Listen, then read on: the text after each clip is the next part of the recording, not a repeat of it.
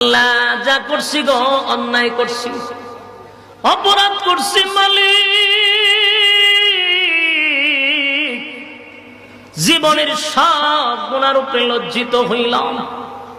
আল্লাহ ভবিষ্যতে এমন গুনাহ আমার দ্বারা হবে না।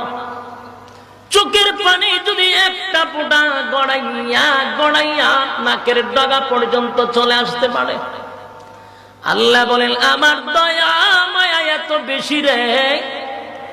বান্দা ফেরেশতারে জিগায়, আল্লাহ বান্দা কেন কান্দে? আল্লাহ জাহান্নামের ভয়ে কান্দে। আমার বাবা কি জান্নাত দেখছে গো? না মালিক, জান্নাত দেখে নাই। আমার বান্দা কি জাহান্নাম দেখছে? না মালিক, জাহান্নামও দেখে নাই। তাহলে এত কান্দে কেন? উলামায়ে কেরামদের বয়ান শুনিয়া জাহান্নামের ভয়ে, জান্নাতের আশায় তারা কান্দে। আল্লাহ বলেন ওয়াদা দিলাম সাক্ষীতা,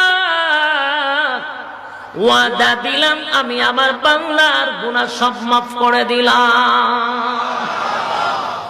এখানে শেষ নয়, আল্লাহ বলেন পাহাড় পরিমাণ গুনাহ, সাগরের ফেনা পরিমাণ গুনাহ, ওই গুনাহগুলারে নেক দ্বারায় পরিবর্তন করিয়া বান্দার আমল নামায় দিয়া দিলাম।